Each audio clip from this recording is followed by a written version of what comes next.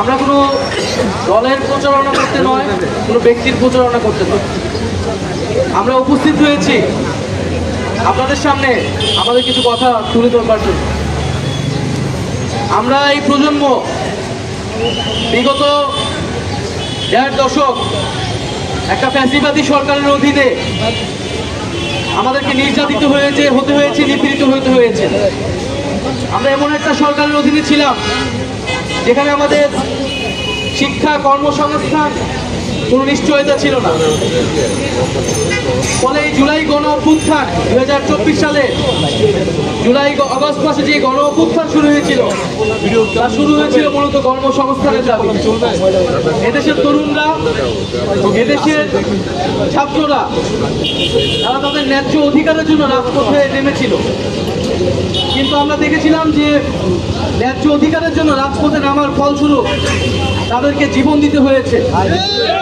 আমাদের দেশের রাজপথ, এই ঢাকা শহরের রাজপথ, এই মোহাম্মদপুরের রাজপথ আমাদের ভাইয়ের বোনের রক্তে রঞ্জিত হয়েছে।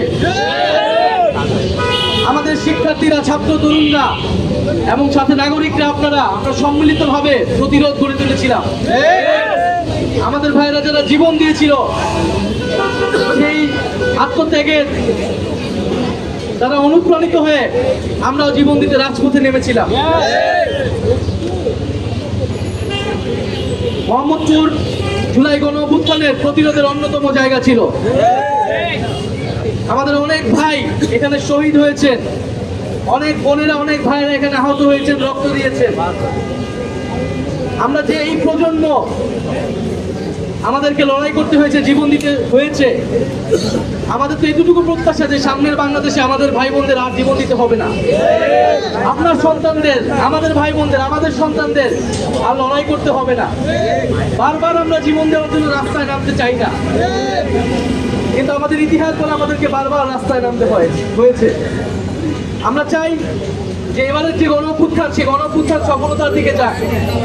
আমাদের যে শহীদদের আত্মত্যাগ, আমাদের যে শহীদদের আকাঙ্ক্ষা, গণ অভ্যুত্থানের আকাঙ্ক্ষা, সেটা বাস্তবায়নে আপনারা সবাই কাজ করবো একসাথে ইনশাআল্লাহ।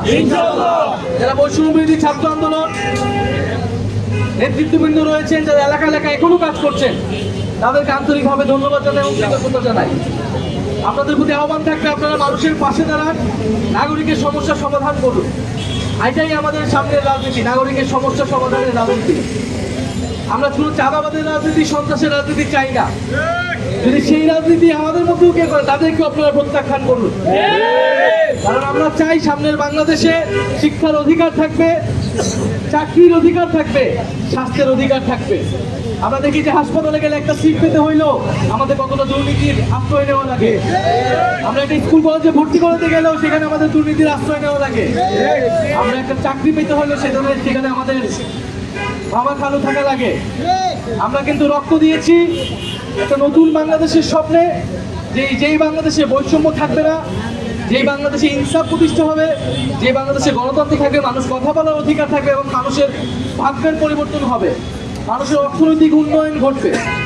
আমরা দেখেছি যে গত 15 বছর আমাদের দেশে উন্নয়নের গল্প শোনানো হয়েছে, কিন্তু আমরা দেখেছি যে এই উন্নয়নের সুফল সাধারণ মানুষ পর্যন্ত যায়নি, শ্রমিকের পর্যন্ত যায়নি, রিক্সাওয়ালা পর্যন্ত যায়নি। নিম্ন মধ্যবিত্ত মানুষের জীবনে উন্নয়ন ঘটেছে। উন্নয়ন ঘটেছে কতিপয় বড় লোকের, কতিপয় মাফিয়ার, কতিপয় দুর্নীতিবাজের। এই সকল দুর্নীতিবাজদের বিচারের আওতায় আনতে হবে।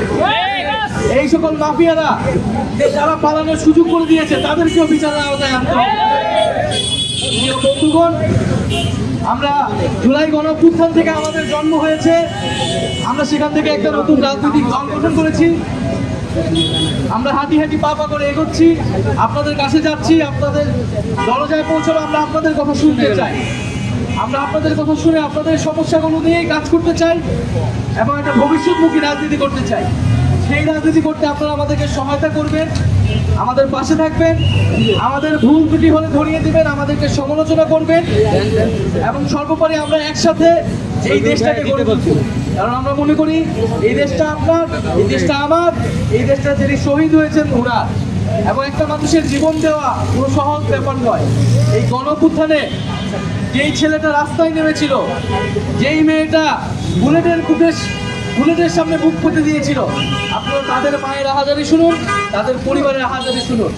অন্তত তাদের প্রতি হলেও, সেই কৃতজ্ঞতা থেকে হলেও আমাদের কিন্তু যে প্রতিরোধ, যে রাজনৈতিক সচেতনতা আমাদের মধ্যে তৈরি হয়েছে এবং আমরা যে যেটা সংগঠিত হয়েছি সেটা আমাদেরকে অব্যাহত রাখতে হবে।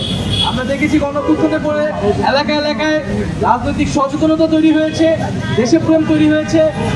আমরা দেখেছি ডাকাতদের বিরুদ্ধে আপনারা একত্রিত ছিলেন, ট্রাফিক নিরসনে ছাত্ররা নেমে এসেছিল, বন্যার সহায়তার জন্য আপনারা সবাই কন্ট্রিবিউশন করেছেন। সামনের যে কোনো জাতীয় সমস্যায় আপনারা একত্রিত থাকুন, পাড়ায় পাড়ায় মহল্লায় মহল্লায় আপনারা সংগঠিত করুন, আপনারা সবাইকে সচেতন করুন। চাঁদাবাজি যারা করছে, সন্ত্রাসী যারা করছে, তাদের বিরুদ্ধে আপনারা আওয়াজ তুলুন। আপনাদের যেটা ন্যায্য হক, সেই হকের পক্ষে কথা বলুন। আমরা সেই হক এবং ইনসাফের রাজনীতি আপনাদেরকে উপহার দিতে চাই। আগামী দিনে আমরা ক্ষমতা নয়, আমরা জনতার রাজনীতি করব। সেই জনতার রাজনীতি করতে আমাদের মাঝপথে আমাদের জন্ম হয়েছে, আমরা রাজপথে আবারও ফিরে এসেছি। ইনশাআল্লাহ আমরা আবারও আপনাদের সাথে একত্রে সকল সমস্যার সমাধান করে একটা বৈষম্যহীন, গণতান্ত্রিক এবং সংস্কারের পক্ষে একটা বাংলাদেশ, সেই বাংলাদেশ আমরা বিনির্মাণ করব। সেই বিনির্মাণের পথে আপনারা আমাদেরকে সহায়তা করবেন, আমাদের হাতকে শক্তিশালী করবেন। এটাই আপনাদের প্রতি আন্তরিকভাবে আমাদের অনুরোধ এবং আহ্বান আমরা জানাই।